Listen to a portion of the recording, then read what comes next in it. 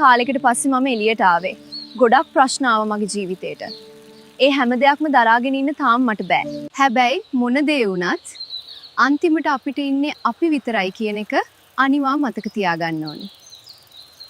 ඒක මම මේ දවස් ටිකට හොඳටම තේරුම් ගත්ත දෙයක්. දැන් අලුත් විදිහකට පටන් ගන්න වෙලාව ඇවිල්ලා තියෙන්නේ. මම මේ කඩේට යන වෙනවා දැන් සෑහෙන කාලෙක ඉඳලා. මේ මිනිස්සු හරිම හොඳයි. අනිත් එක ගොඩක් අය අහලා තිබුණා මේ වගේ වීඩියෝ හදන්නේ කොහොමද කියලා. මේ පේජ් එකත් එක්ක දිගටම ඉන්නකෝ මම හැමදේම කියලා දෙන්නම් ඔයාලට. දැන් නම් යන්න වෙලාව හරි වගේ. ඔක්කොමත් හරි. මම කිව්වේ නෑනේ ඔයාලට මම මේ කොහෙද යන්නේ කියලා. ඒක රහසක්. එන්නකෝ දිගටම.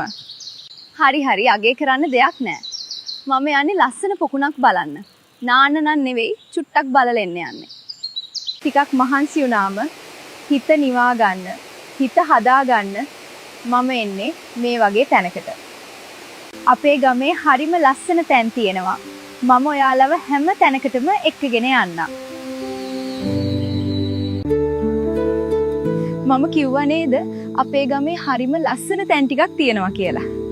කොහොමද මෙතන? ඔයාලා කැමති නැද්ද? මිනිස්සුන්ගෙන් ඈත් වෙලා මේ වගේ ලස්සන තැනක ජීවත් වෙන්න. අනේ මන්දා අපේ රටේ මිනිස්සුන්ගේ ආකල්ප හැදෙන්න නම් තව සෑහෙන කාලයක් යයි. මේක තමයි අපේ ගමේ තියෙන හිතා ගන්න බැරිම තැන. ගමේ ගොඩක් අය try කළා මේක ඇතුළට යන්න.